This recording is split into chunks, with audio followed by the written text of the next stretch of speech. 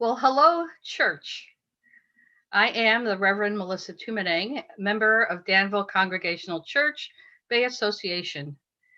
Welcome to our second special meeting of the Northern California Nevada Conference of the United Church of Christ for this 2021 year. Each time we have met virtually during this pandemic, we've made progress towards reopening. And so we give thanks to all those that have supported us in any and every way during the pandemic. We give thanks for the widening distribution of vaccines. We give thanks for masks and social distancing. And may we continue to do what's necessary to get to a safe, full reopening. In the meantime, protect one another by our own practices. I want to acknowledge today all the grief that exists in our world for far, far too many reasons. This impacts us individually and collectively. And when we name the grief, we can begin to heal.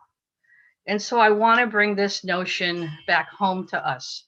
We have been grieving Camp Cazadero for many, many reasons over the past years, but most recent is not being able to hold the camp because of the pandemic last year.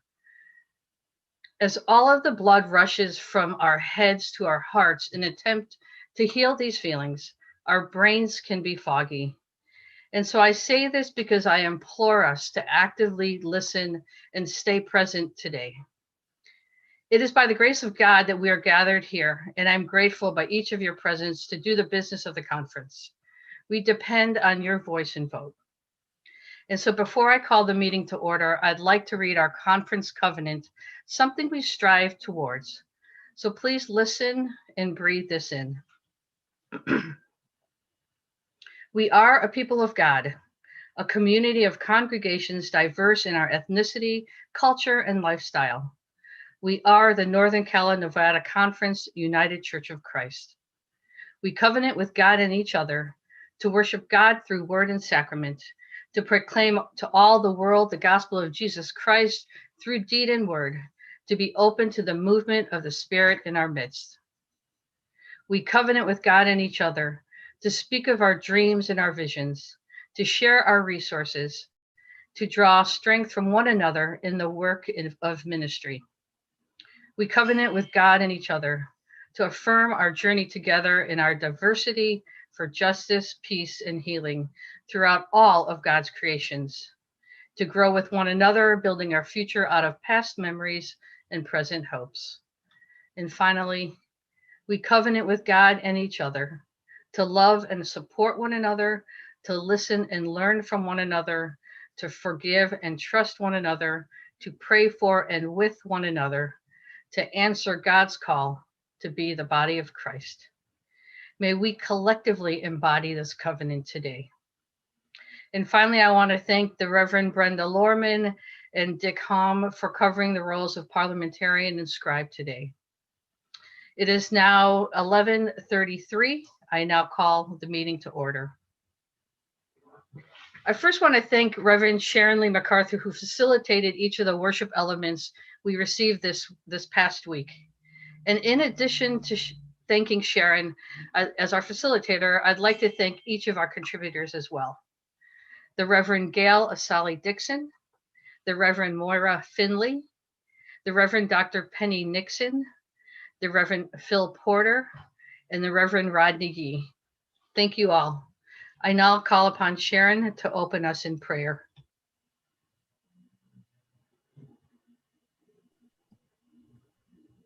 Thank you, Melissa. Let us be in prayer together. God of all people, all places, and all times, thank you for gathering us together for this special meeting of the Northern California Nevada Conference of the United Church of Christ. Thank you for each mind, each heart, each spirit present in this Zoom gathering. As things unfold during today's meeting, we seek your clarity, your peace, your hope for us in this corner of your world. We know you are with us and for us. And as we come together to meet about the matters at hand, about Camp Kaz, we seek your guidance. Come fully into our situation and the experiences we have had both as a group and as individuals. Only you know what we are setting out to accomplish today, mindful of our covenant, even in the midst of these COVID times. We ask that you sort out our feelings and our thoughts, reminding us to focus on what you are hoping for us to be and do individually and collectively. For only you can see in perfect detail the end of every beginning. During this meeting and always guide our hearts and lips to share with one another honestly, thoughtfully, and respectfully. Open our ears and hearts to listen to one another in your love, in your peace, honoring the views of shared and the one sharing as your child. Bless this meeting, O God. Bless our time together and the discussions we are about to have. Bless all those present as well as those whose lives will be affected by our actions today. May we practice listening, reflecting, and learning during today's conversations and discussions, that the decisions we make and the actions we take follow the path you are paving for the tomorrow you are dreaming of, for us and for your whole creation. In your many holy names we pray. Amen. Amen. Thank you, Sharon. I now call upon our conference minister and this year's registrar, the Reverend Dr. Diane Weibel, to give us an update on registration, please. A special meeting of the conference may be called by the Conference Council with notice provided to all churches at least 60 days in advance of the meeting. The Conference Council called this special meeting on March 20th for the purpose of acting on any relevant business which may arise regarding the status of the Camp Cazadero property or program. The call to meeting was published in a special conference newsletter on March 22nd, 2021, in compliance with the notice requirement in our governing documents. As of January 1st of this year, there were 110 local church members of the conference in full standing in the 6 associations. Each local church is entitled to a minimum of 2 delegates plus 1 additional delegate who must be age 30 or younger. Additional delegates are allowed for every 100 members or fraction thereof over 250 members to a maximum total allowed of 6 delegates. In addition, all authorized ministers holding standing in this conference may be credentialed as voting members upon registration, along with association moderators and members of conference council who are not otherwise ministers or delegates. A meeting of the conference may transact business when more than 50% of the local churches of the conference are registered and credentialed voting members. No more than 50% of the voting body may be authorized ministers.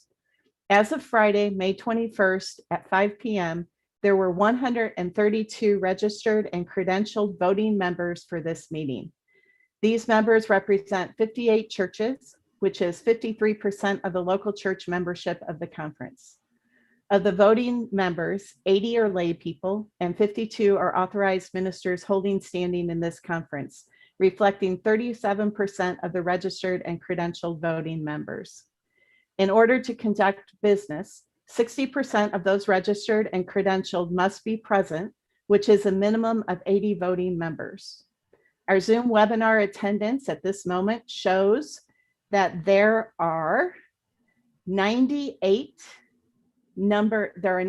people present in the meeting room right now. Reverend Moderator, as Registrar and Secretary of the Corporation, I declare a quorum. Hearing from our registrar, we are in compliance with the bylaws. I declare a quorum and we are now in session. I now call on the Reverend Daniel Ross Jones to take a few minutes and walk us through the electronic voting process. Thank you, Reverend Moderator, and hello to everyone in attendance today, both here on our Zoom webinar and live on our YouTube link. Those of you on the YouTube link, you won't see anything happening during this, but do know that those of you on the Zoom webinar will see things. Many of you I know have been with us as we've been doing these virtual meetings on Zoom, so some of this will feel like old hat, but for others, this is an opportunity for us to understand how it is that we are able to capture our votes today as we move forward in our decision making. When the moderator calls for the time of the vote, a box will appear on your screen, which will give you the option of what it is that we are voting on, and usually 3 options. options, yes, no, or abstain, reflecting what it is that you as a delegate wish to take an action for your vote. So that you're able to be familiar with that and know how it is that that comes up and have a sense of confidence. I'm about to put that on the screen here in just a moment. Just like the rest of our votes, it will be on the screen for 30 seconds. I will give you a 5-second warning at 25 seconds. Once voting closes, the moderator will then review the results and announce the results. Those of you who are on the live stream that don't see the results on the screen will then know what the outcome is, as well as being recorded by our scribe and for posterity, so that we know that we are in compliance with the actions we have taken. So in this moment, I would invite our moderator to call for a vote on something that may be a little bit of a brain teaser today.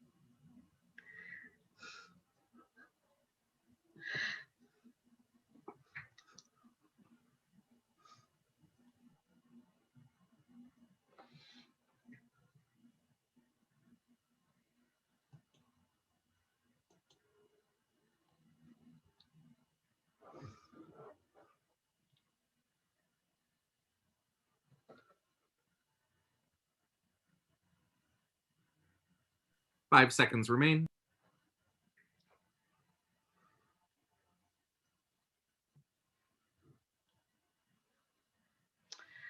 The votes are in. Most people believe that the Arc de Triomphe is in the center of Paris, 33%. Next at 29%, the Eiffel Tower. Next at 21%, the Seine River. And next at 17%, the letter R. Thank you, Reverend Moderator. I would like to point out that R is indeed in the center of Paris. Thank you for your test voting. Thank you, Daniel. So a statement of the standing rules. The ones that are in effect today are the same ones that we used at the March 13, 2021 special meeting, and were approved by Conference Council on February 2021. The next item is the need to adopt the agenda. This is the agenda that was posted on the NCNC website. It was voted on at Conference Council on May 15, 2021. And I call on our Vice Moderator, the Reverend Reagan Baker, please. Thank you, Reverend Moderator, and good morning. I'm the Reverend Reagan Baker, pastor of the First Congregational Church of Fresno, also known as the Big Red Church, in the Sequoia Association. I'm a member of the annual meeting business committee, and honored to serve as your vice moderator. I move to adopt today's agenda, which was approved by Conference Council on May 15th, 2021. Thank you, Mr. Vice Moderator Reagan. The motion comes from Council, so it does not need a second.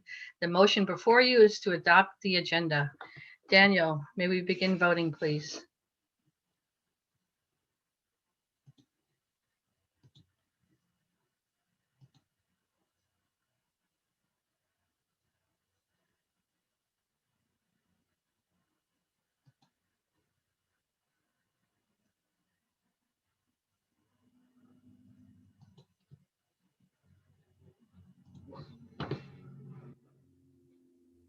Five seconds remain.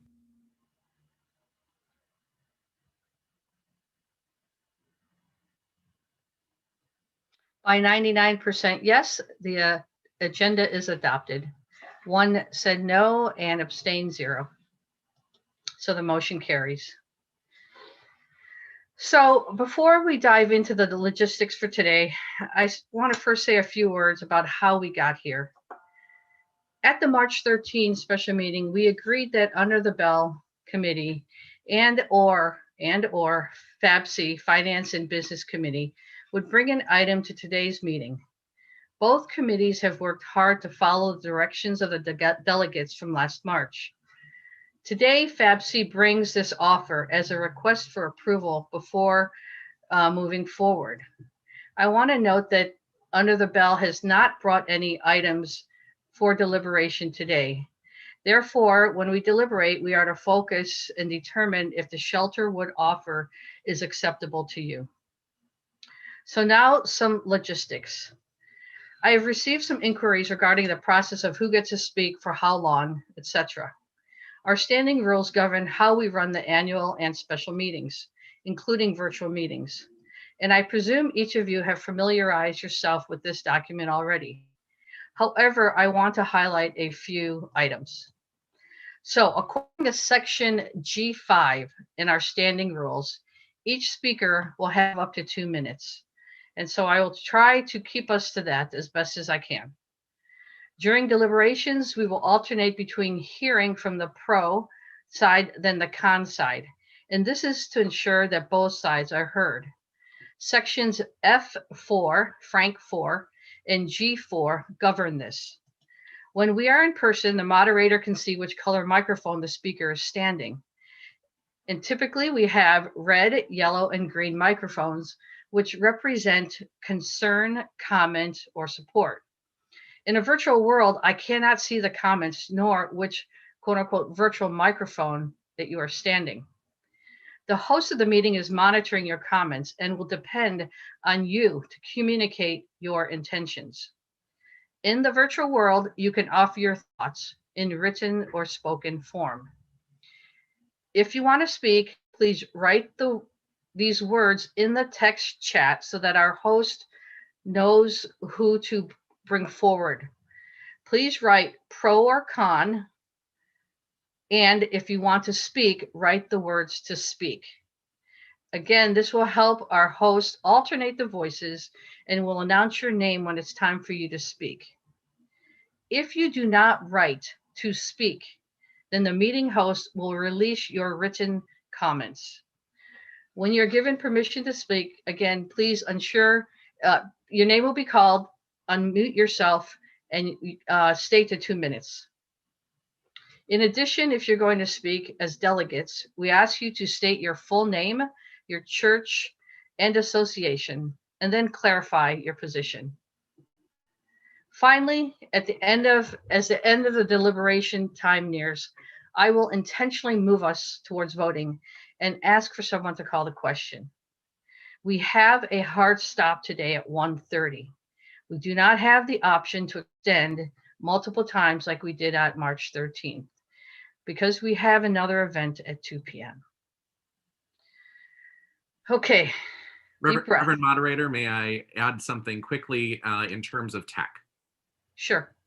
So in the webinar format, those of you who have been around here know that we do not have the chat function. When referencing the chat, we are referencing the Q&A function. Mm-hmm. That is being monitored by folks that are able to keep us in alignment with that. So when there's a reference to the chat, know that it is the Q&A function that is that reference. If you do wish to speak in person, I will need a moment to look up your name in the attendance list to give you permission to unmute. You will not be on video, but we will be able to hear you once I have given you permission to unmute. But it will take just a moment for that, and you will know on your Zoom connection. It will be very clear once that permission has been granted. Thank you. Thank you, Daniel, for clarifying that. Okay, it's time for the main agenda item. We have about 90 minutes for this item. We will vote no later than 1:20. I will start to wrap it up around 1:15. So let's begin. I now call upon Carmel Knudsen, Chair of the FABC Finance and Business Committee, to give us her report, please.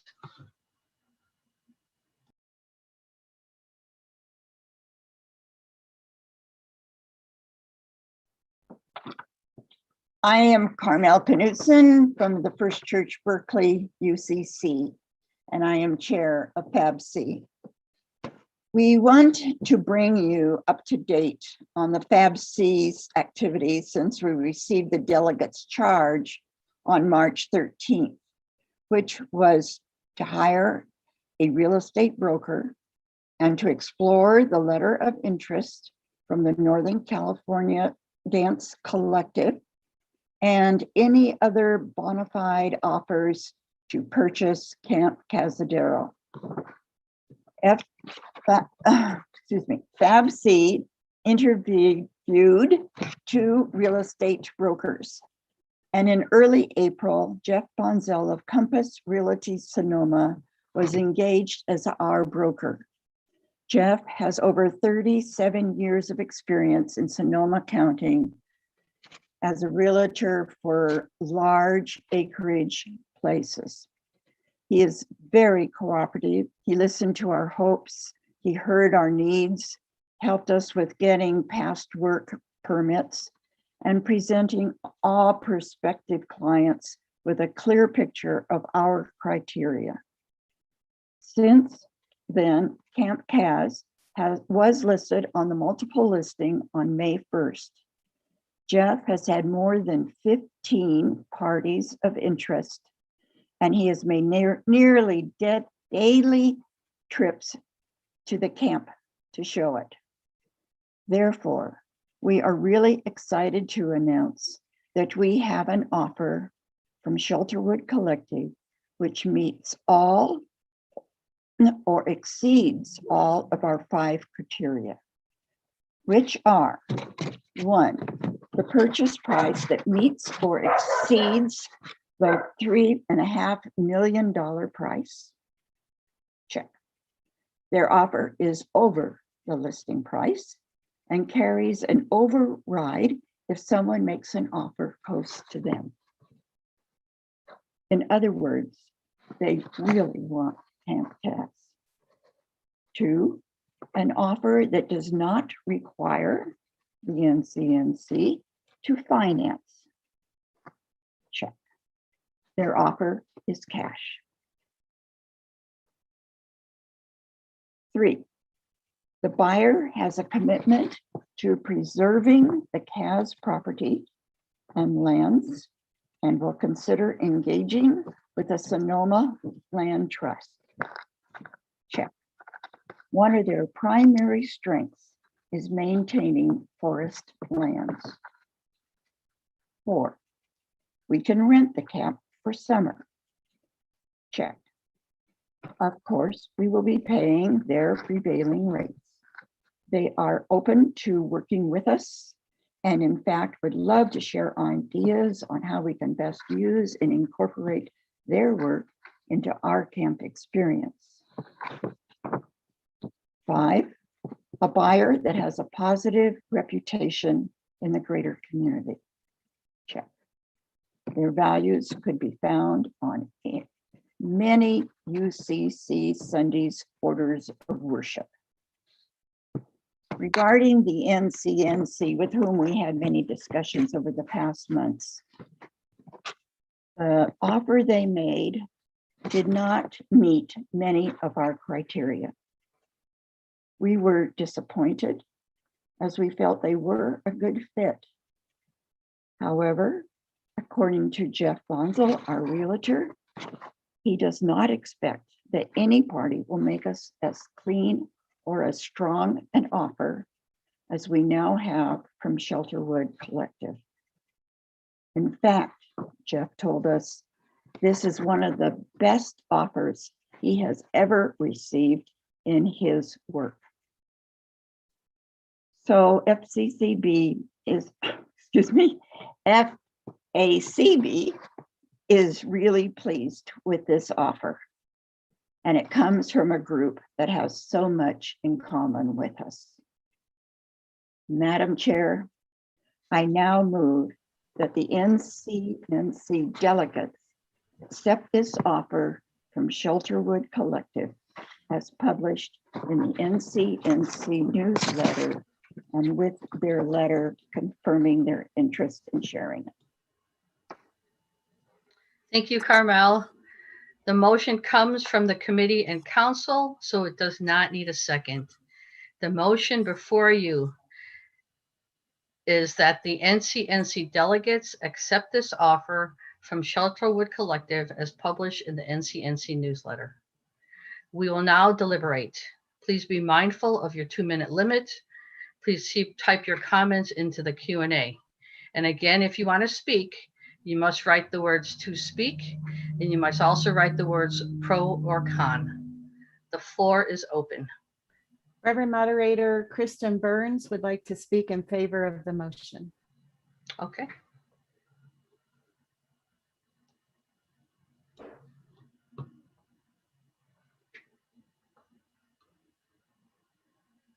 Kristen, you are able to unmute yourself and speak. Here we go. I'm Kristen Burns. I'm from Foothills Congregational Church in Los Altos. I'm a voting delegate. I'm sure that Shelterwood is communicating in good faith regarding their intentions to allow the conference to continue to have access to Camp Cazadero. Of course, it's impossible to foresee how circumstances might change, as they will no doubt be juggling multiple important priorities. I suggest that it would be a better business arrangement to have a written agreement or guarantee. Therefore, I move that we obtain a covenant running with the land, ensuring that the conference can rent the camp at market rate for 3 weeks each summer for the next 50 years. Thank you.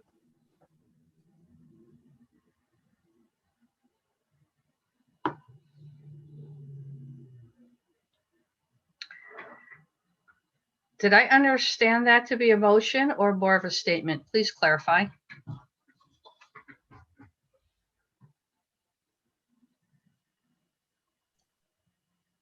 It was a motion preceded by a statement. I move that we obtain a covenant running with the land, ensuring that the conference can rent the camp at market rate for 3 weeks each summer for the next 50 years. So right now, the motion on the floor, so this is not an amendment to the motion on the floor. Is that correct? Because the motion on the floor is for the delegates to accept this offer from Shelterwood Collective as published. The suggestion is to add this to the, I'm sorry, I don't know exactly how to state this. I'm hoping to add this to the agreement.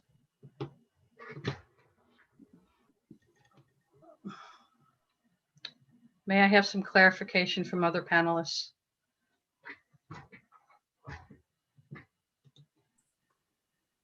Perhaps parliamentarian or,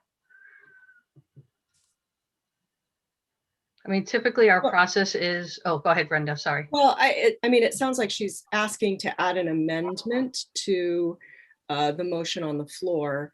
I'm a little lost on this because it would need to, because this deals with a real estate contract, it would have to be written into the contract. So maybe it needs to be worded in that way, but I think we're getting into some real complicated waters when if we start making a lot of specific amendments to this overall motion. I perhaps at the end we can vote, make a new motion to encourage the deliberation of the FABC to include the things that we're wanting in their negotiations with Shelterwood.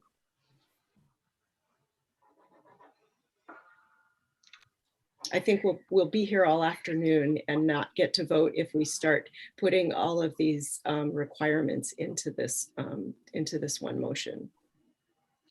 Correct. Richard? So I'm a little at a loss here in terms of the question and answer box, because we're not getting a lot of specificity about what people are speaking pro and con, and I do have a second to Kristen's motion. So I'm not sure, Reverend Parliamentarian, how to address that one. And then I also have a pro to speak, which I think is in favor of the original motion. So I'm not sure who to call on next. So I'm already out of my league as your parliamentarian. This motion was not worded in a way that it amends the correct. The original motion. The original motion. It sounded like a separate. It was offered as a separate motion, and so. Yeah. So I mean, as moderator, I don't see that this motion is in order, because we're moving to accept this offer, and it was not worded in a way, at least I'm not understanding it in a way appropriate for the original motion.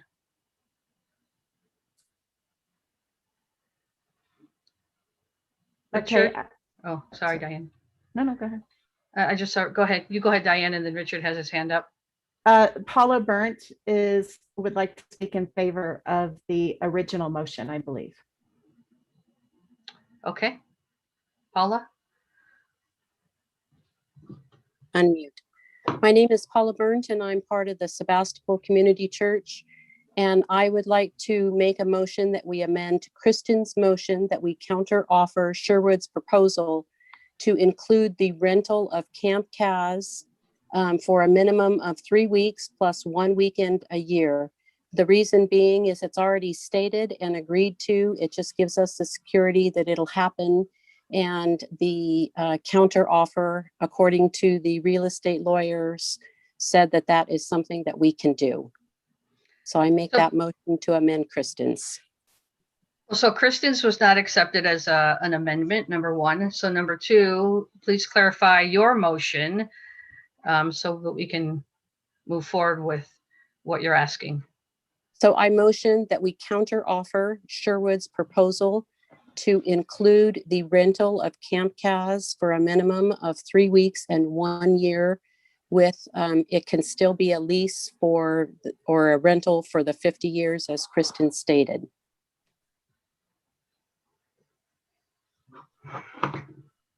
Richard, please.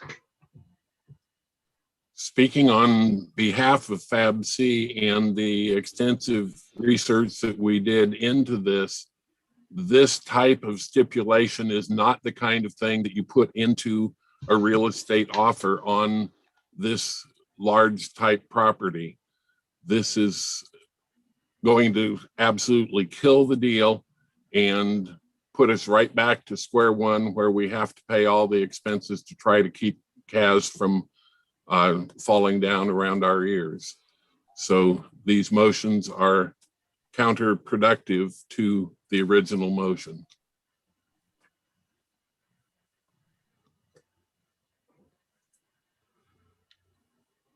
I, as moderator, do not see, or how do I say this? I, as moderator, see this new motion put forth. I'm sorry, I missed your name.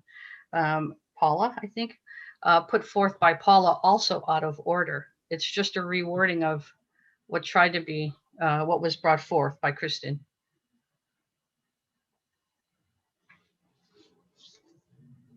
I am going to, I have a few questions in here that I'm going to move to those questions. Is there a relationship between this Shelterwood Collective and the one by the same name in Seattle? Yes. And I do not believe, I do not believe that is the same. Shelterwood Collective is an Oakland-based organization. Oakland-based. What happens if Shelterwood decides to liquidate in the future?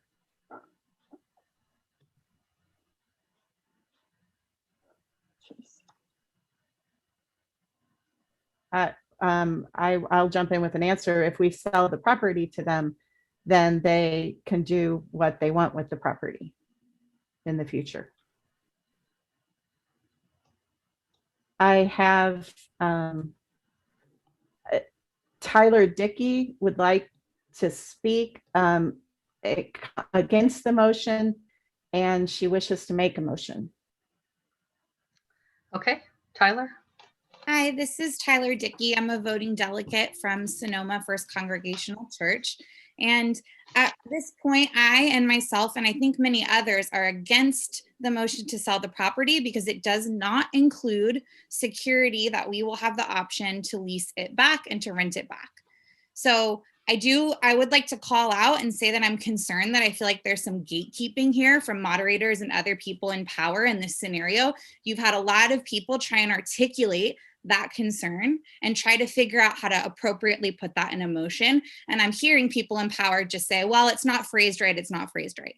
So I would say that I would hope that people who do know how to help us phrase this correctly will step in and do so, and that give people an option to vote for a way that this we can say that we will approve this amendment if it has an option for us, a secured option. I've heard that an easement on the property that gives us that 3 weeks and 1 weekend a year for 50 years could be written in an easement form, and that would stay with the property if it is ever sold by Shelterwood to someone else.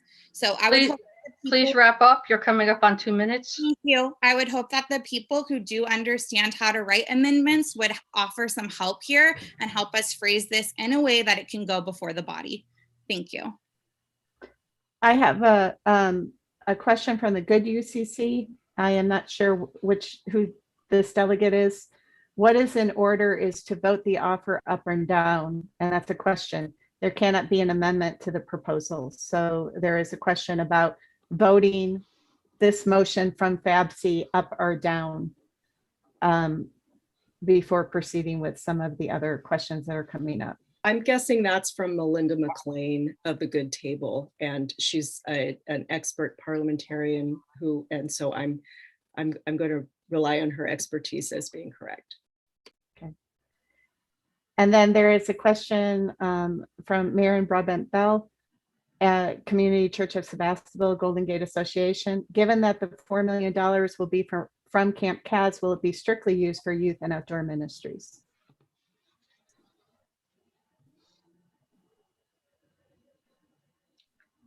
Go ahead, Jeannie.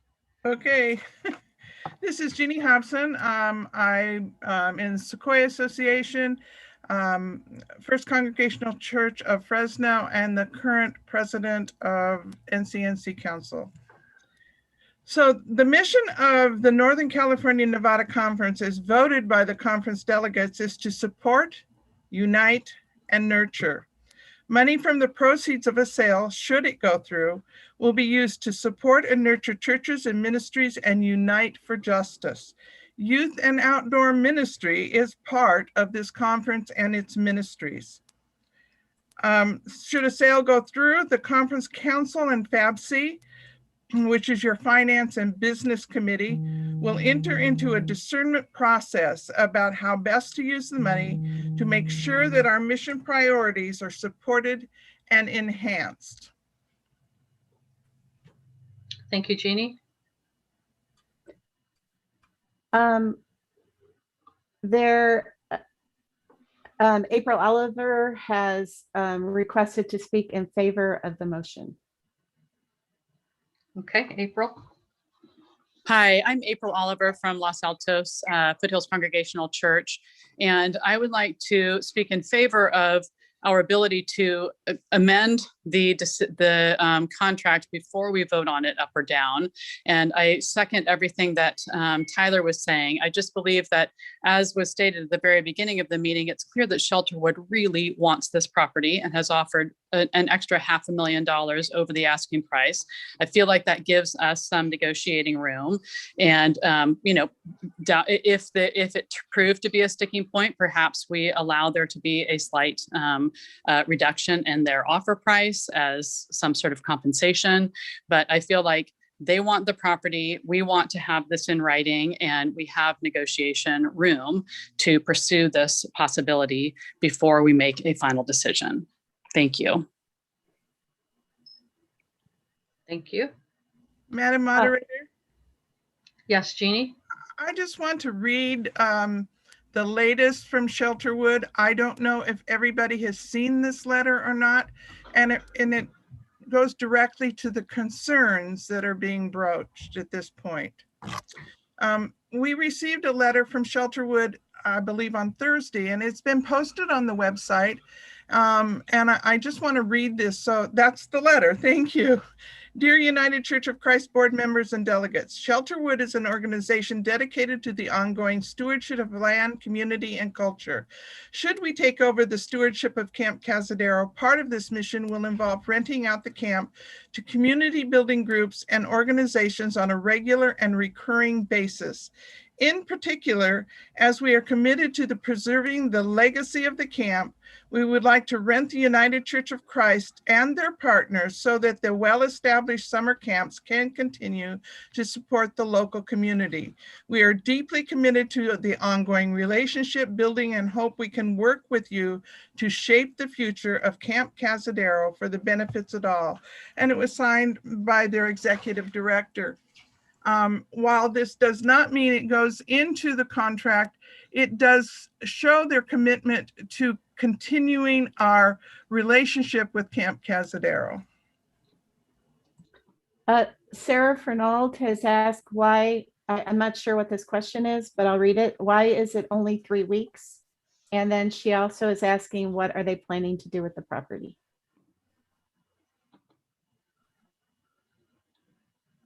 So I guess I'll respond. The 3 weeks that folks are talking about is the traditional 3 weeks that we use for summer camps. The camp would be open to rental for whatever time frame you want. So if you want to do a retreat or something of the nature, then it would be open to that, as long as there is openings to do so. And what was the second part of the question? What are they planning to do with the property? They are planning to preserve it, preserve the forest. There you go. Preserve the forest, short-term activities, repair and upgrade it, give property off-grid capacity, restore the surrounding forest, strengthen the trail network, run programs on outdoor education, anti-racism, community health, etc. Run a 2-month-long artist in residency, regularly rent out the space to any groups that are interested in outdoor education, and especially those groups have a long history with the camp, and they want to manage the forest to keep wildfire risk low and increase biodiversity. So they're really about many of the proposals fit in with the UCC and the ministries of the NCNC. And there is another, I don't know if this question came in after the last one or if there's asking for further clarification. Charles Ensley is asking, what will the conference do with the proceeds? Are there back expenses we owe?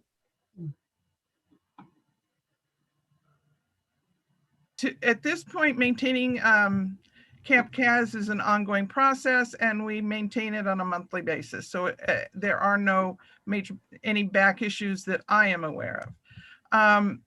The money that from the sale will be put in discernment with FABC and with your conference council to come up with a way in which that better meets and sets NCNC ministries and missions.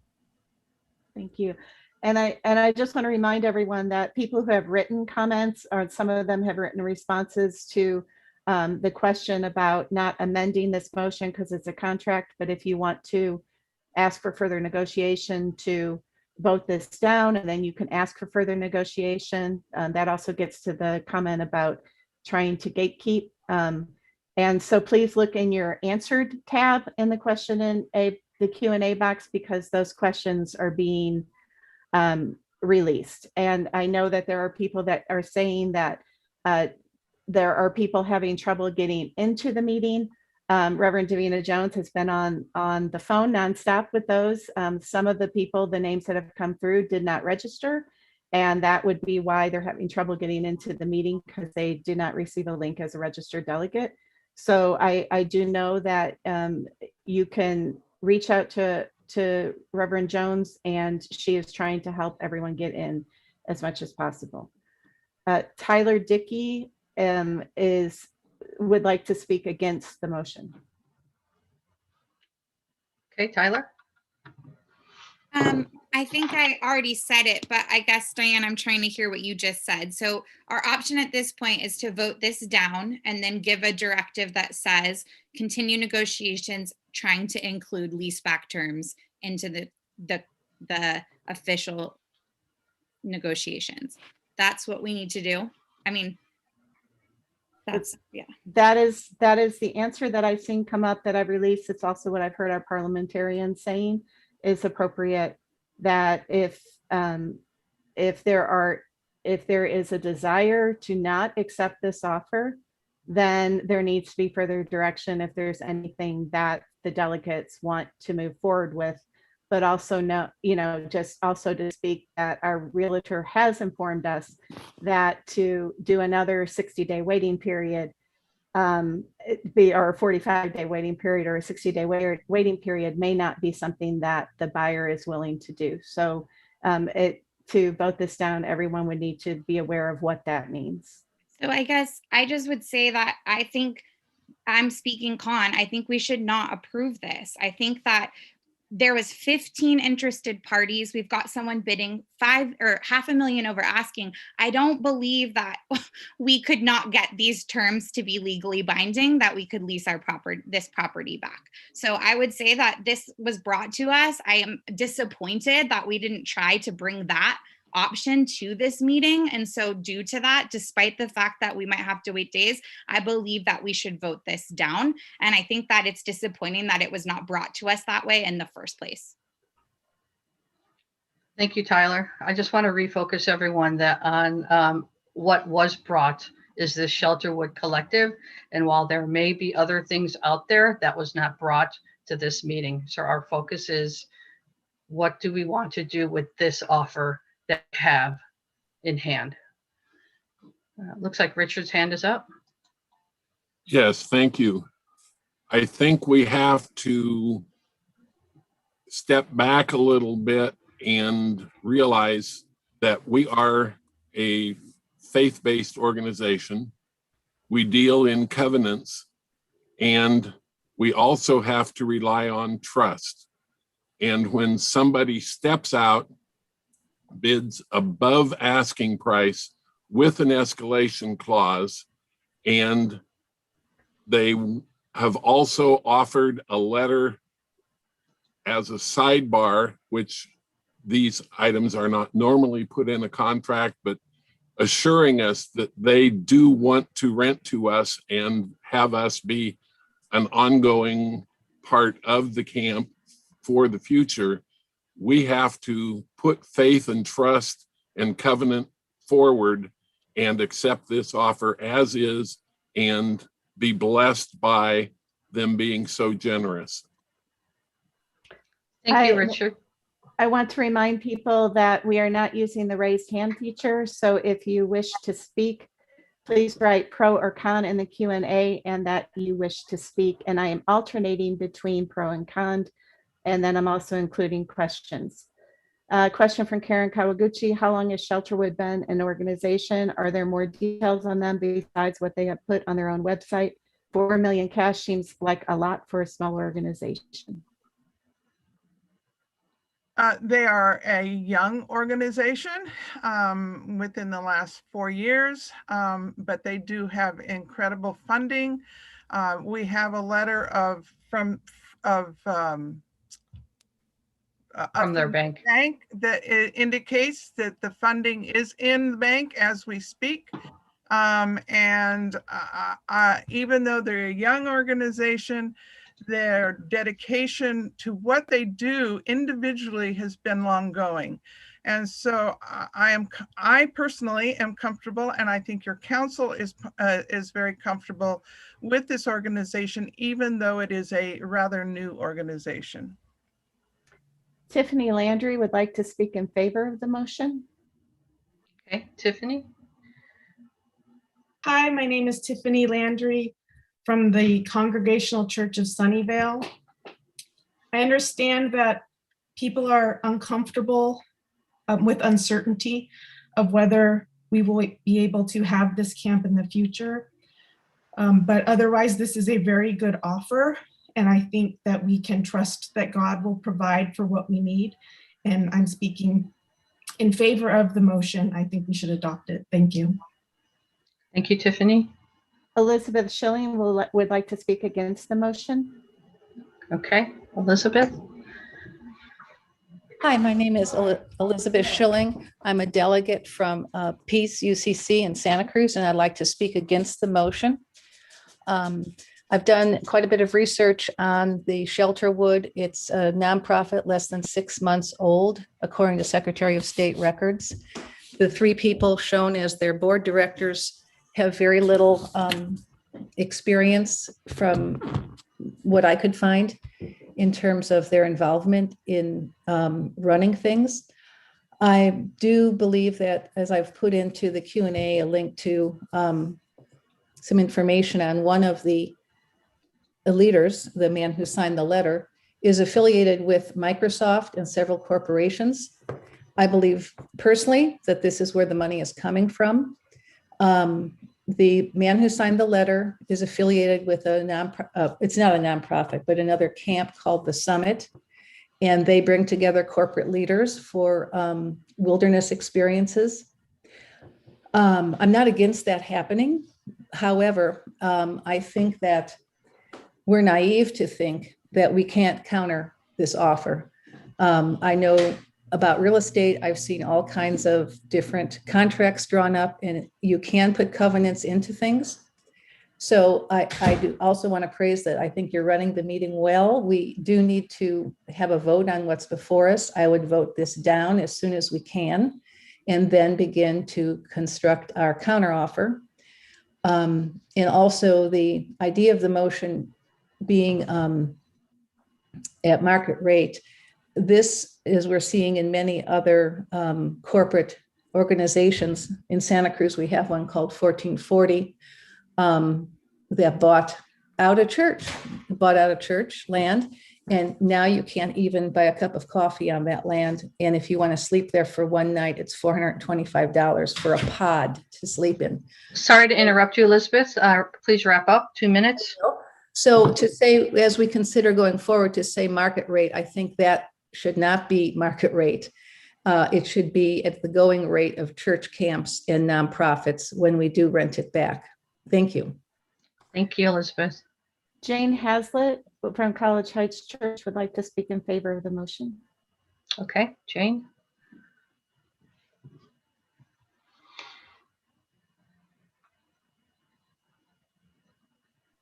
Jane, you're able to unmute yourself. Saw that. Okay. Yes, Jane. Thank you. Okay. Some of our members, Jim and I, have been very involved through the years, and we hate to see CAS go. But from what we've seen, it looks this has been we can do. But I do agree with Elizabeth, who just talked. I didn't know that background, but we would say to go for it as of our talking. Thank you, Jane. I just want to remind people that I have been releasing comments, even if they have a question mark in them, if they are a statement or a question in favor or against. If it's not asking for more information from the panelists, then we are not answering those live, we are releasing them. And I have Kim Williams, who would like to speak in favor of the motion. Okay, Kim. Okay, so I would like to speak in favor. I just want to say that we need to look at this faithfully, and our actions need to reflect the commitments we've made. For us to have voted to repatriate land and continue forward with anti-racist work in October, and now to say we won't sell to a BIPOC group without all kinds of strings attached feels really icky and makes our commitment to justice work look performative. And so I speak in favor of this because I think that their values align with what we have said our values are, and we do need to look at what's best for our conference moving forward and also what we've committed to. And that's as somebody who loves camp so much, but I also really believe we need to be committed to this. So thank you. Thank you, Kimberly. I have two more individuals who are asking to speak in favor. And I know we have not had a con for, I now have three individuals who'd like to speak in favor. So Reverend Moderator. Yes, if there's no con, then let's move forward with the next pro. The next pro is April Oliver would like to speak. Actually, I think that was a previous request. And I think many of my concerns have been raised. Okay. Thank Thank you, April. Terry DeGrasse Morris. Okay. Pro, is this another pro? This is another pro, yes. Okay, thank you. I'd like to speak in favor and to sort of highlight what was said just before me in terms of issues of justice. I mean, the fact that a group of people of color don't have a long history in finance is almost preposterous. If you're going to talk about justice, we can't get in the door of finance, you know. I mean, I think I hear both sides of what you're saying, but some of the reasoning behind the cons really bother me. And if we're going to be a justice church, we have to be a justice church. Where do we get an opportunity to either step in and do something like this? $4 million, where did the money come from? I mean, you know, I felt bad when those issues were brought up. We have to think further than what we're saying. If one group of people doesn't have access to finances, we should be aware of that, you know, and not bring it in as a way of dismissing because they're not professional enough. They got the money from somewhere. Okay, that's all I want to say. I'm in favor of the motion. Thank you, Terry. Mary Richardson would like to speak in favor of the motion. There we go. I am in favor of the motion. A couple of different reasons. One is that they're familiar with the Sonoma County Land Trust, and I have a lot of experience with them. I appreciate all of the research that has been done. And at the same time, and I'm not a lawyer and I don't know a lot about contract law, but I do know that when someone writes a letter that addresses something that is in place or going to be put in place, a contract that's going to be put in place, that it has a certain amount of weight and gravitas. And that letter could easily be turned into a memo of understanding. So I hear all of the people who are concerned about a bait and switch. I don't think that that is what we are faced with. Thank you. Maria Restivo. Thank you, Mary. Maria Restivo would like to speak against the motion. Okay, Maria. Hi, I'm a member of First United Church of Murphy's, and I want to address the faith-based conversation that's happening, and I want to remind people this is a business decision. Times when I brought up the importance of faith and the importance of the values of the UCC, I have been reminded it's a business decision and we need to be smart and not naive about things. So I just want to remind that. I also want to bring in the piece about justice. Let's talk about youth. This is about youth and how it affects our youth. I don't know how many youth are on this call, but I can guarantee it's little to no in terms of numbers. So when we want to talk about representation, we also need to bring in people that don't have a voice. And right now that is our youth part of this community. I also just want a question answered on the details of people who have brought up motions that aren't supposed to be motions, they're supposed to be amendments, and how we can pass the original motion with an amendment to ask for this to be in the contract. And I feel like that's not quite answered yet and want some clarity on that. Thank you, Maria. So what I understand is the motion on the floor is that we accept this offer as published, the offer from Shelterwood. We can call the question if we want, and we can take the vote. Eileen Altman has called the question. Okay, all right. And so what's going to happen, I want to respond to Maria. If we accept this offer, then there's no amendment. If we do not accept this offer, then we can go into those discussions. Are you in agreement there, Brenda, parliamentarian? Yes, we need to vote on this motion, and then we can receive a motion from the floor if it's voted down. So we have received a motion from the floor. The name is gone. I think it was Eileen. So We don't need a second. The motion is on the floor. My understanding is we can take the vote now.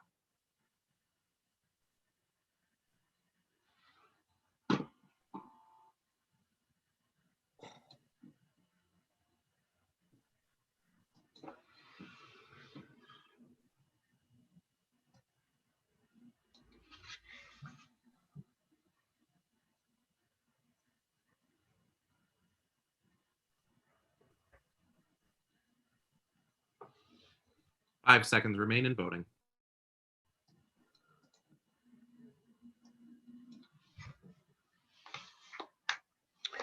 The motion carries by 79%. We have accepted the purchase offer from Shelterwood Collective. By 21%, delegates have voted not to accept it. So the motion carries. All Oh. Well, we're at the point then now, time to wrap this up. Way ahead of schedule, but I want to thank everybody for all their voices and comments. I know that I just want to acknowledge that that there's likely even deeper grief, and I just want to acknowledge that. And whatever was voted, I ask that we just take a deep, deep sigh, deep, deep sigh.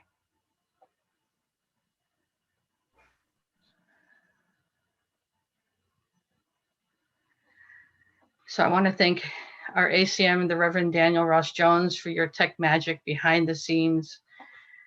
Deep bows of gratitude to everyone that showed up today as delegates who participated in planning and voiced attendance, support, all of that.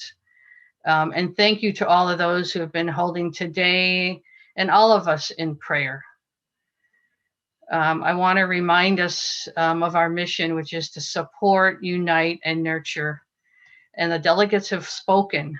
And so it is on us now to support, unite, and nurture and come together, regardless of how one has voted. As your moderator, I ask that moving forward.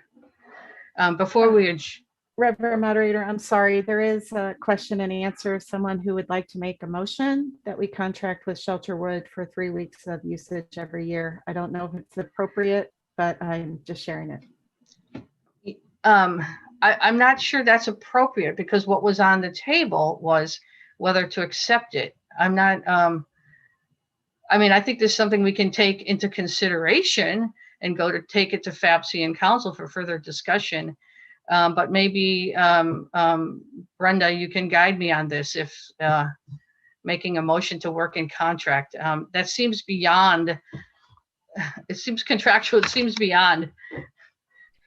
It seems to me that what we could do is if it's, you know, if the body really wants to direct the FABC to negotiate as best they can for the wishes of the body, we could potentially have a new motion that would, you know, direct the negotiating bodies to negotiate in favor of the, you know, at a right. But I because we have voted to accept the offer, I don't think we can now vote on something that would jeopardize that offer. You know, we can't. If this new amendment is going to take back what we just did, but right. So we have the our chair of FABC here, who has heard the desire for FABC to work with and do this. But I also want to let people know that how do I say? I'm not sure it's motionable. We heard their concerns, and we can take that. And if Carmela's here, maybe you can speak to that. You know, I don't think we can make it mandatory that FABC does this, but we're obviously listening.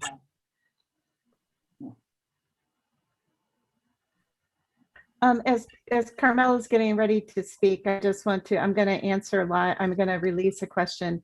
Carol Berger, or comment that we have a real estate attorney to guide us through the closing process, and that person would be best qualified to advise us on a possible memorandum of understanding.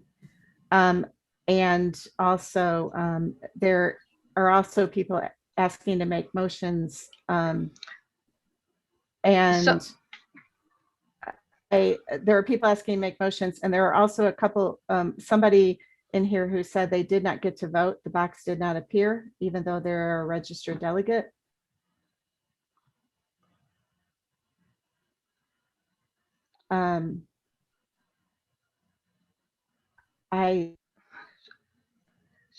So let me respond to one thing, Diane, about motions. My understanding from the bylaws, this is a special meeting and we cannot act on new business per our bylaws. Okay. But I would like to speak to that. I can assure you that each person on FABC really wants to have, to be able to have CABC, to have Camp Cazadero available to us. It was one of our priorities, and we got an assurance that that would be true. And I think we have to take it on trust and faith that that will happen. I also do not feel that we can be fiduciarily, that's a word, able to take back any of the contract that they now have to show the money for. I think that since we have voted for the contract, that is what we will put forward, and we will try to assure the conference that we did our level best to make arrangements, not in contract agreed, but in faith with Shelterwood. There are additional comments that are saying that this is related to the original item of the sale of the property, as well as a comment we could make a motion to direct conference leadership to engage in an effort to set in place a lease agreement for our camping program immediately after the sale is closed. So there is a request to ask related to Camp Cazadero for further direction for the conference leadership is what I'm hearing as a request.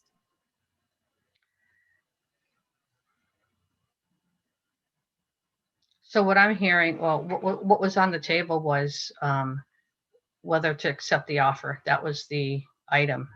What I'm hearing now is how to work with it afterwards.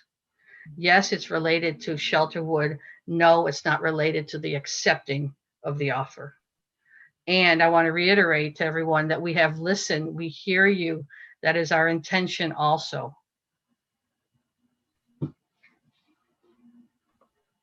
And I just, if people want to know details, it's Article 5, Section 2 that says a special meeting may address only the matters specified in the notice of the meeting. And it was the sale, accepting or not the sale of Camp Caz. And there is one question that Patricia Ferber says that she still doesn't feel her question was answered about how we will use the money. What I heard was conference council, and maybe Jean, if Jeannie's still there, she can reiterate again. Conference council will determine how that is best along with FABC. So I am still here. Okay, thank you. We cannot give you a direct answer to that at this point, because once the contract is signed and the sale goes through and we have the money in hand, we will have FABC and your conference council will have to go in discernment and figure out how to do that. I do want you to know that Youth and Outdoor Ministries is part of this conference, is at the top of our level to keep Youth and Outdoor Ministries alive and move forward into the future. So the quick answer is no, I can't tell you directly today. I can tell you that we will be in discernment with the idea that Youth and Outdoor Ministries is in part of that and that conversation. Thank you, Jeannie. Reverend Moderator, Melinda McLean has asked to speak. Okay, Melinda. 2 minutes, please. Hi, everyone. Thanks for letting me speak. I just wanted to say that I think actually that a motion is in order because it is related to the business. We have passed that we're going to sell the property, that we have approved this contract, but it would be very simple to simply have a motion to say to Conference Council and the FABC that when the sale is complete, we approach Shelterwood for a memorandum of understanding, which is the right way to do this between nonprofits, about our use of the property. They don't have to agree to it. They might not agree to it, but it is the way that these concerns that have been raised in this meeting could be addressed. I think everybody knows what they are and what the concern is. We can't amend a contract, and it would be wrong to ask before the sale. So I'm just saying that I think that motion would be in order. And I would be happy to make it if allowed to do that, Reverend Chair. Can we have a discussion or comments back from the panelists first, please?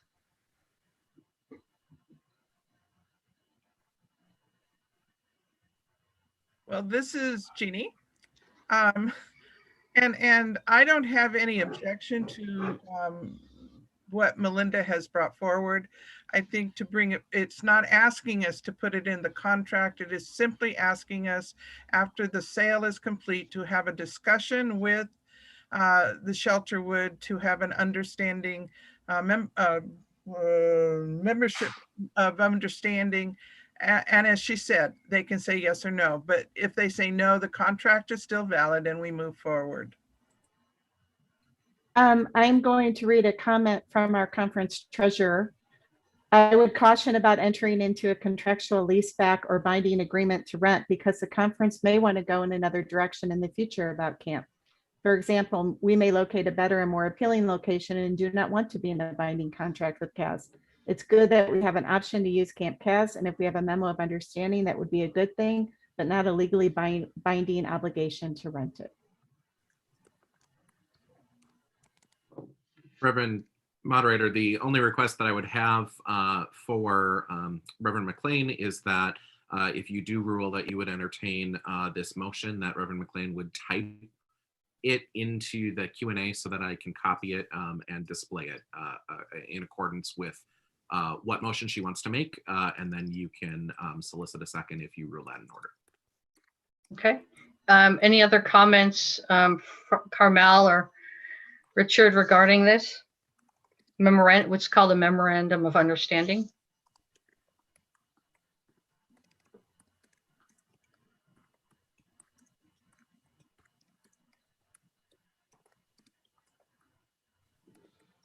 Okay, I take that as a no.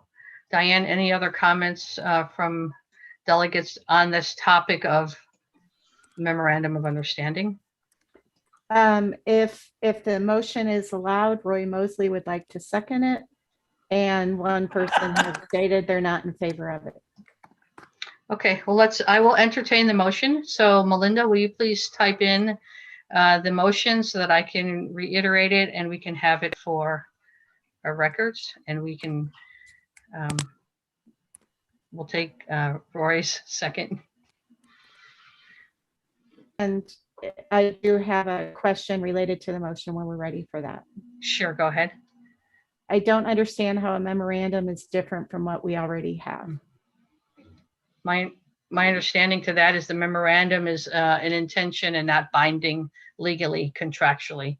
Therefore, doesn't change the contract. I think she was referring to the fact that we have a letter from Shelterwood Collective already agreeing that they will rent to us. How is that different from the letter we already have? Do you want me to respond? My understanding is that's just a letter, and doing it afterwards is more formal real estate document. Okay. Any input from the panelists?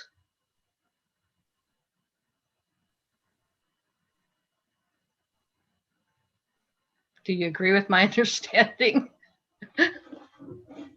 I think a memorandum of understanding is a document that is signed by both parties, not just one party. Thank you, Jeannie. Okay, so the motion on the floor is up on the screen, and it reads that following this, so the motion is that following the sale to Shelterwood, the conference council will approach Shelterwood to create a memorandum of understanding regarding ongoing use of the property for NCNC UCC in the future. Roy, please confirm that you are still willing to second that.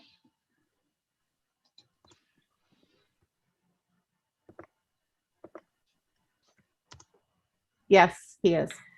Thank you. So we're up for deliberation on this motion.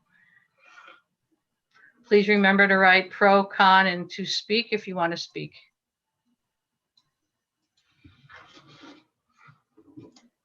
As well as, once again, a reminder that we are not using the raise hand function. You need to type in the Q&A. Melinda McLean would like to speak in favor of the motion. Okay. Thank you. And Melinda McLean, the Good Table UCC, and El Cerrito going to El Sobrante. What this is, this motion actually would create a memorandum of understanding, which is not a real estate contract, and it's not a real estate thing. It is how nonprofits agree to work together in the future, or how organizations agree to work together. And so while their letter could be the basis for this memorandum of understanding, the memorandum of understanding is the right vehicle for how we can ensure that some of our desires to be at Cazadero would happen going forward. And I agree with the treasurer who said, you know, we might choose to not want to do that.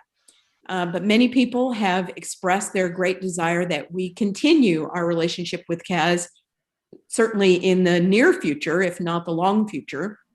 And so this would be the way to do that. The conference council's hands are not tied. They can negotiate this knowing the will of the people. And so I hope you'll support this motion as a friendly way for our work to keep going forward. Thank you, Melinda, for the clarification. I stand corrected. I released one con comment into the answered, so please look at that. And I have a question. Is an MOU legally binding on either party?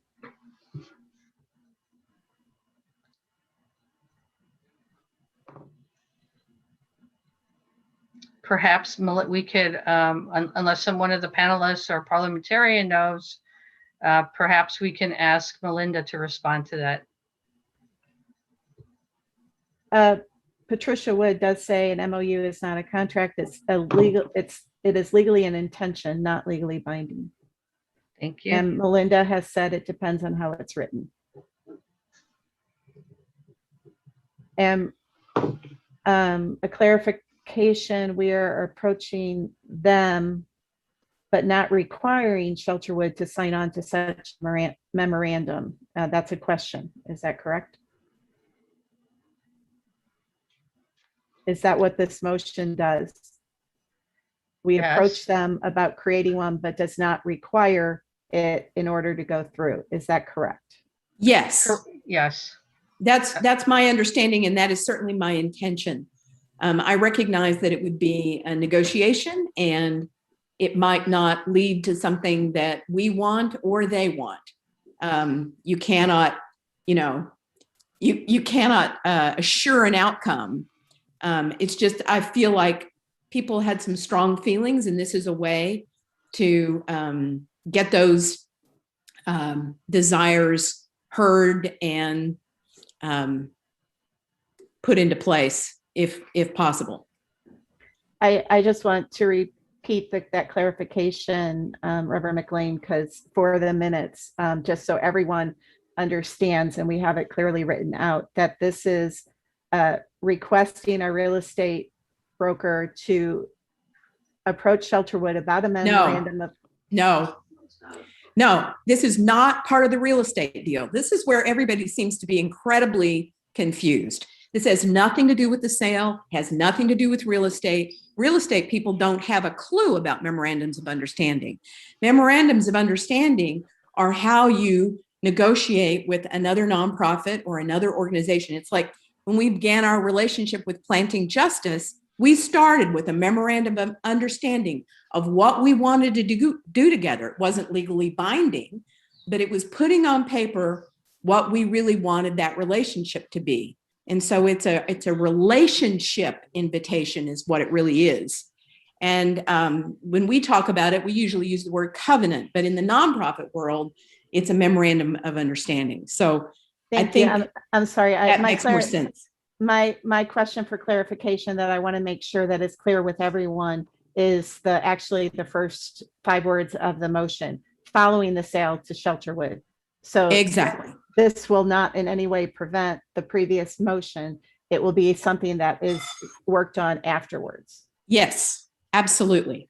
Thank you. Plus, we initiate approaching Shelterwood to create this.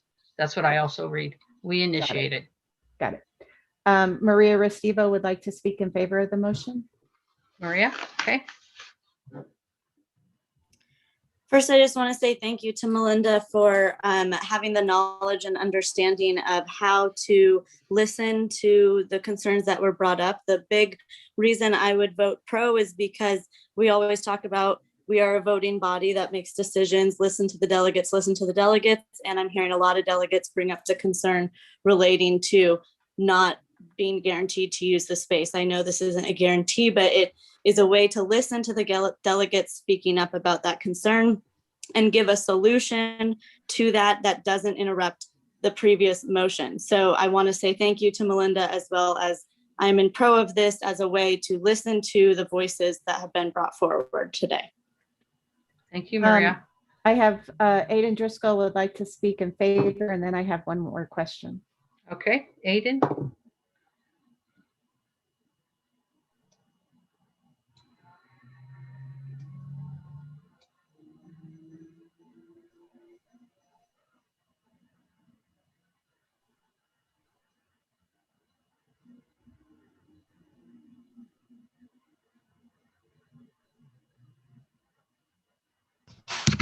Hello there. Am I unmuted now?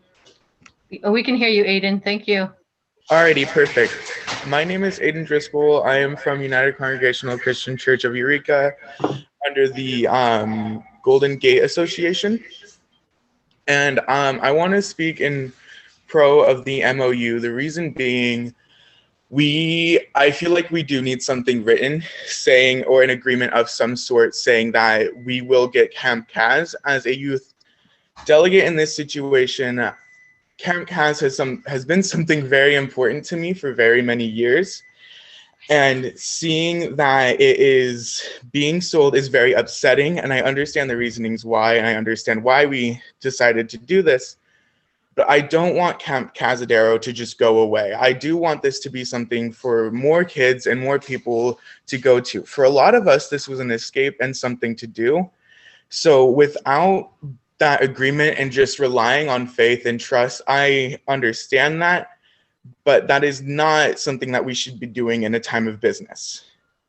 I feel like we definitely need to go for the MOU and see if we can get some sort of agreement with them that allows us to talk with them and have, 3 weeks every summer for us to rent out to see if we can take it for the, not take it, but rent out for the kids to use and have a good summer camp.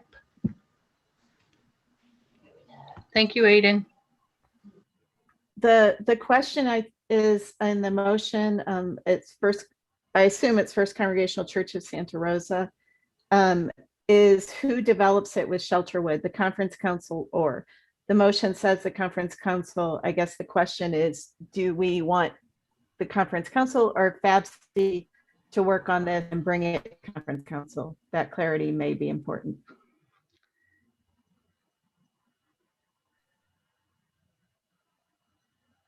Anyone want to address that? I mean, if somebody wants to change it to FABC, we'd have to take an amendment to this. This is Jeannie. The way I read this, it is conference council will be having the discussion with Shelterwood. That does not preclude us from inviting FABC members to the table to discuss as well.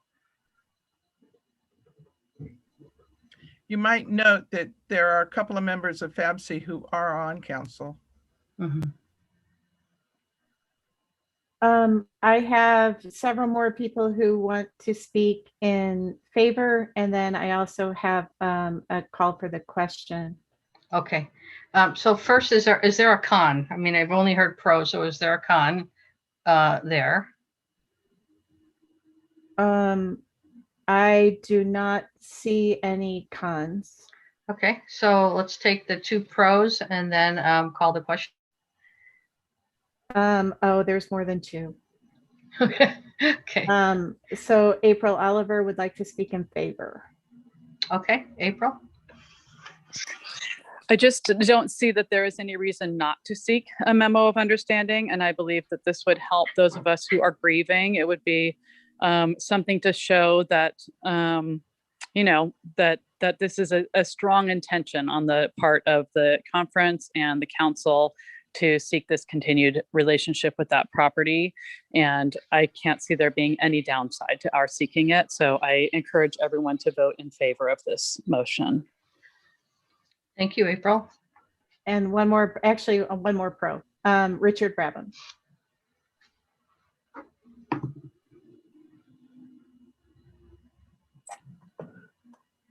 Yes, am I on mute now? Yes, we can hear you, Okay. Richard. Thank you. I would like to encourage a vote on this memorandum of understanding, and also remind everyone that all camping does not revolve around CAS. There are many programs for the youth of the conference.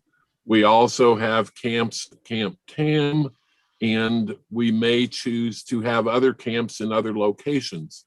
So this doesn't tie our hands, but continues the opportunity to develop the youth and outdoor ministries programs of the conference, which are extensive, and a lot of work has been done in the last 2 years to think of ways outside the box to increase them. So thank you very much. Thank you, Richard. Any other comments there before I call the question? Nope, just calling for the question. Okay. Daniel?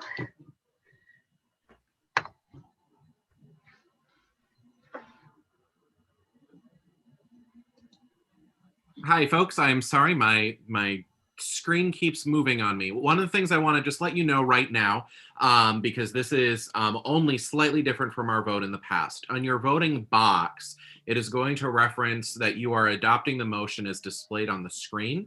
That is what is in the shared screen right now in the red underlined text. That is the motion before you. If you vote yes on the box, you are voting in favor of that resolution. If you vote no in the box, you are voting against that resolution. If you abstain, you are abstaining from that resolution. And depending on the outcome of this, then that resolution gets saved and forwarded to our scribe to be fully included in the minutes. So just because it's not in the polling box does not mean that you're somehow not voting on it. It is referencing the motion as displayed on the screen. I will begin voting. So, hold on, Daniel. Let me just read it again so people can hear it.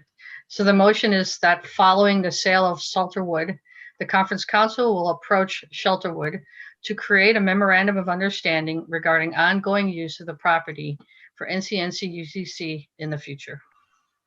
Thank you, Daniel. All right, voting begins now.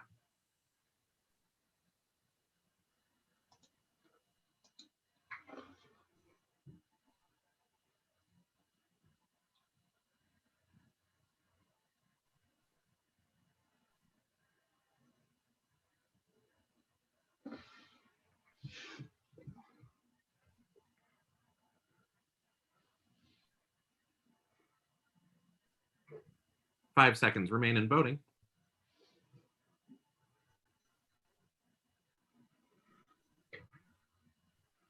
Wonderful. The motion passes at 91%, 8% no, and 1 abstain. The motion carries. Reverend Moderator, there is another motion here. Okay. I move that a separate fund be set up with the money from the sale of CAS. The reason for it is just like when someone dies, a separate account is set up and managed separately. The CAS program is for youth and outdoor ministry and should remain for youth and outdoor only. I'm going to go to the panelists for feedback on this one. Well, actually, we're talking about the funds of the sale. So we're not really talking about we've accepted it and we've now got an MOU.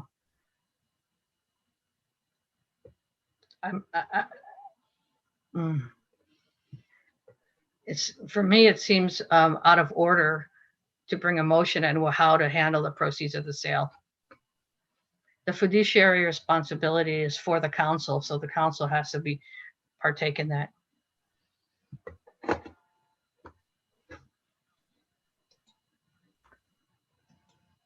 Can I go to the next question? Yes, please. Barry Kammer is asking, when is the next council meeting?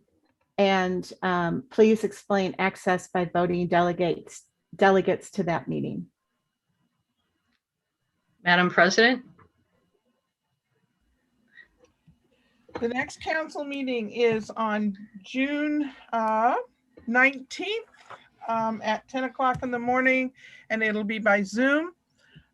Access to the meeting, you need to request access, and you can send that to me.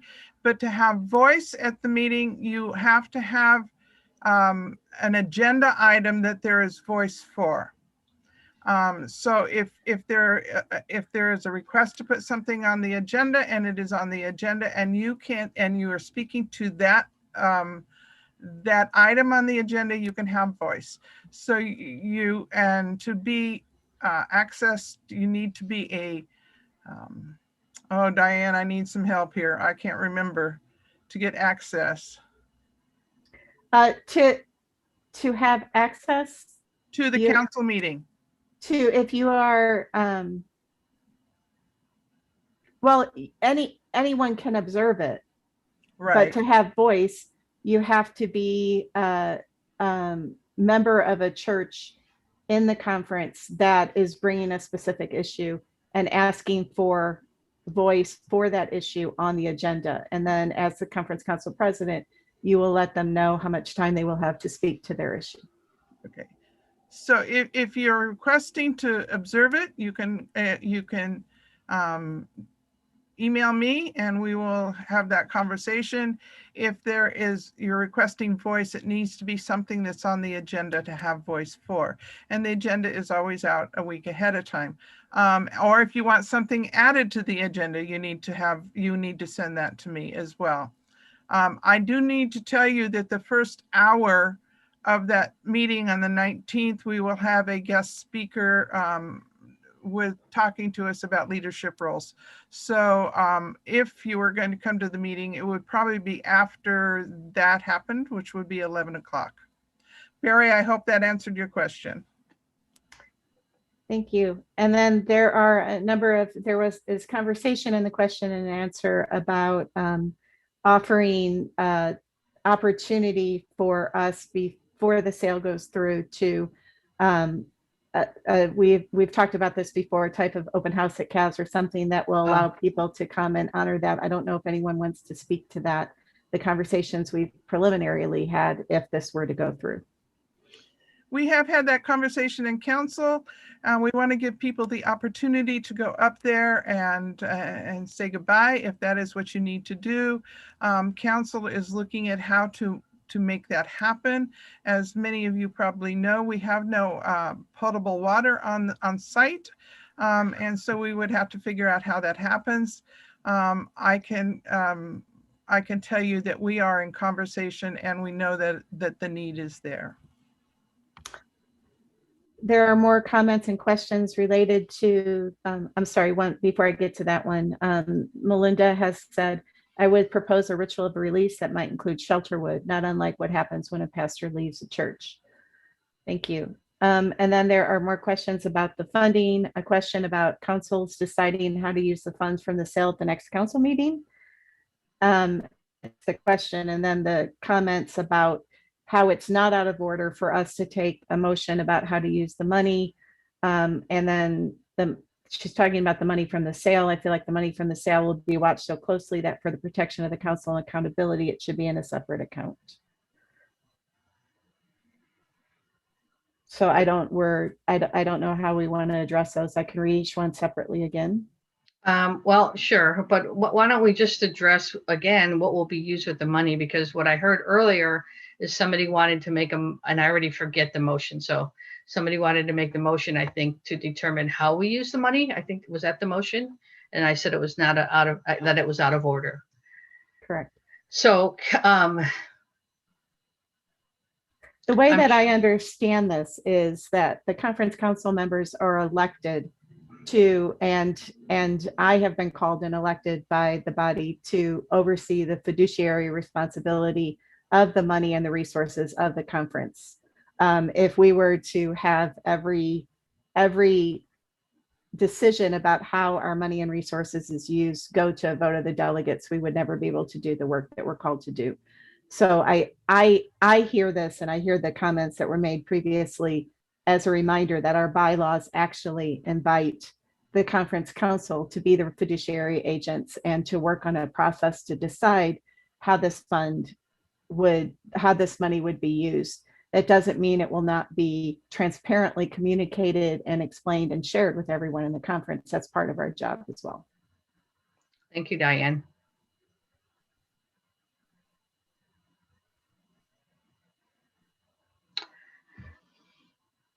Okay. And then I called the question a little bit ago, so. Sorry. The question is, then after conference council decides how that money is used, is it voted on in the body? My response to that would be, whenever you come to our annual meeting and vote on our budget, you are voting on it. That is how the conference as a whole is giving approval for the way that the conference will use its funds and resources in the coming year. That is when the delegates are able to voice how that's used when it comes to approving the budget.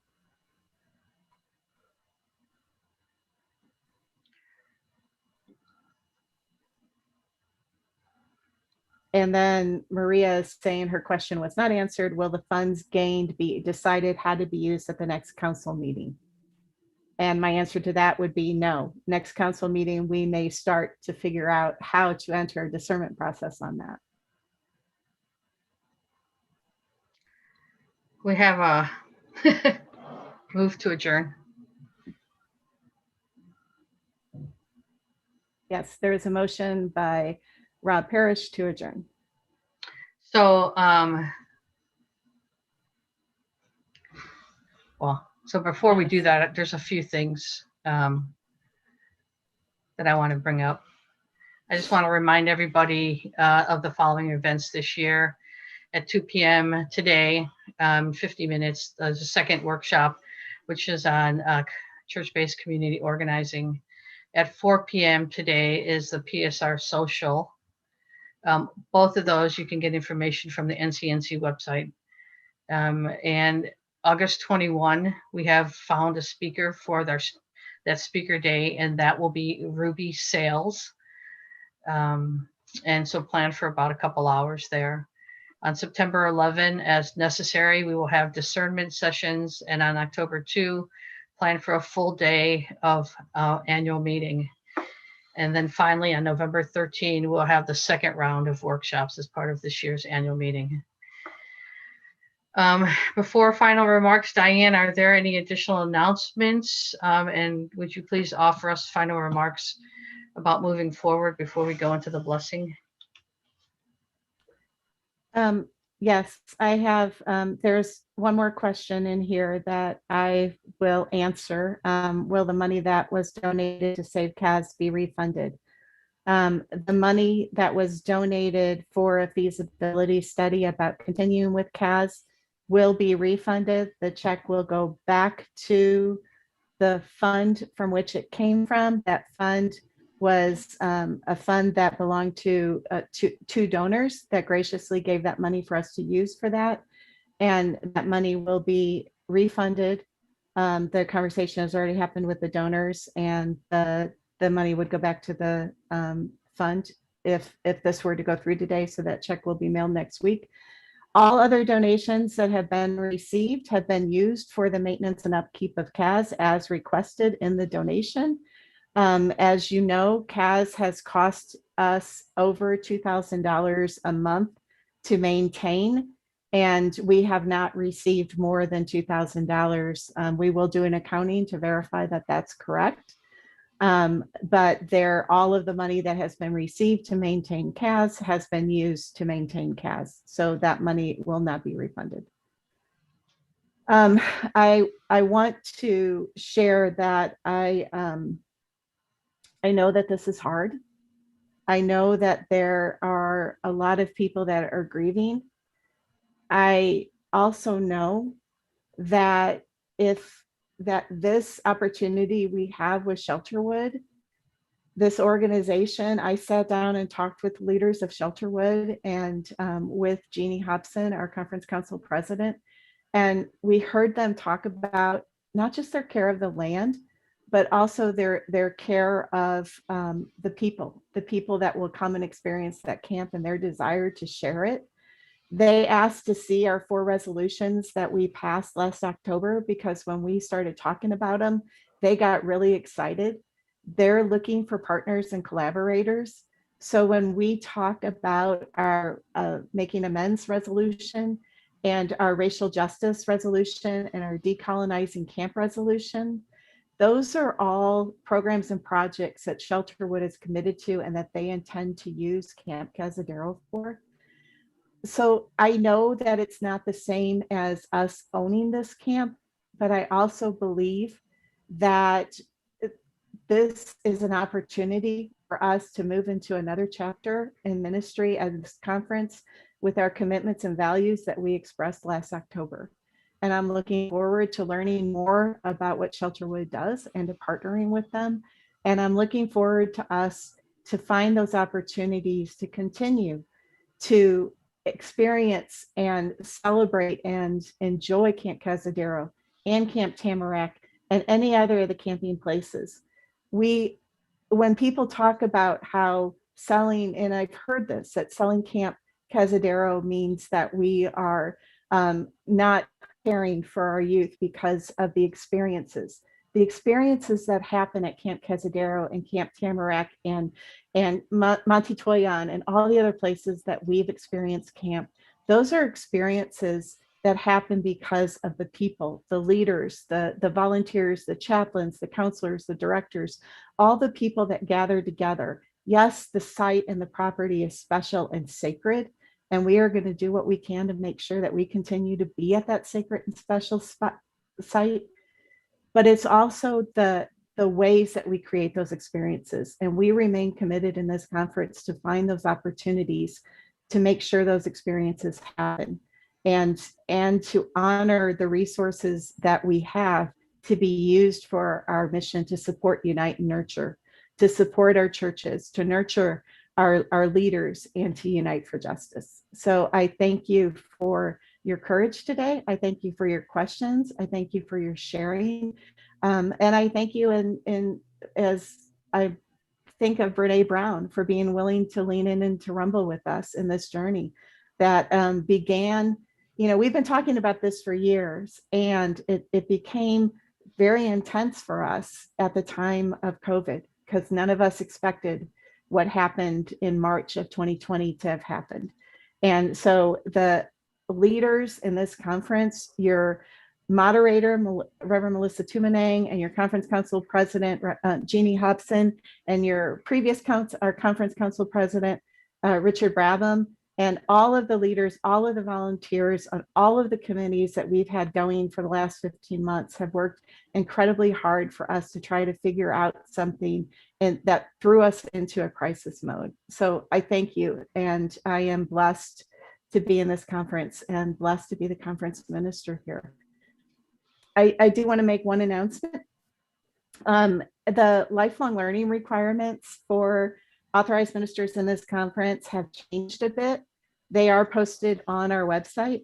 One of the requirements of all authorized ministers in this conference is to fill out an information review every year. We have been struggling to find the best way to efficiently get that to our ministers. And so we will be sending out information reviews in the very near future.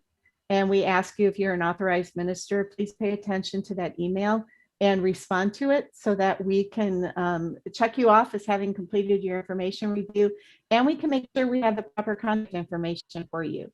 There are very often, honestly, times that we don't have the right email or phone number and we can't reach out to our ministers. And honestly, if we're not able to reach out to you, we actually cannot continue your standing because we have no way of being in contact with you, which is a requirement of us to maintain standing for authorized ministers. We'll put an article in the newsletter this week, so please look for that, because that will give you some links and some more information about the way the requirements have been tweaked, both to add the racial justice training and also to clarify the number of hours required for continuing education, and also changing the reporting from 3 years from your last date to finish it in this calendar year. This is the calendar year you're due. So please let us know if you have questions about that, and that will be going out soon.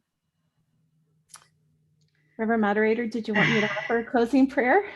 You can, but I was going to actually ask Davina to do that. But I want to thank you for your leadership, Diane, as our conference minister. Much appreciation. Oh, so Davina said yes. So yes, Diane. Please offer us a closing prayer. You would like me to? Yes, please. Okay, let us pray. Oh, gracious and loving God, thank you. Thank you for being with us this day. Thank you for being present in our conversations as we listen to each other, as we've been in this space, as distant as it is. We look forward to the day when we will once again be in person. And we know, God, that you have been very present with us. We thank you for the ways that you have helped us listen to one another. We thank you for the ways that you have cared for us this day. And we ask, God, that you continue to be present on land that has been so sacred to all of us, for Camp Cazadero. We pray for the Shelterwood Collective, and we pray for our ongoing partnership with them and our collaboration with them as we move into the future, into the what's next. God, I ask that you be with all of those who are experiencing grief this day, who have loved and experienced and found you in so many ways at Camp Cazadero. Thank you for the ways that you have been present for more than 75 years, for all the ways that you have nurtured us, adults and children and youth, and moved us into adulthood, into deeper faith. God, we pray that those experiences will continue at Camp Cazadero, at Camp Tamarack, at all the places where we gather. And we ask, God, that you continue to lead us and guide us as a conference to do your work in the world. In Jesus' name we pray. Amen. Amen. Thank you, Diane. The time now is 1:19 p.m. and the meeting is adjourned.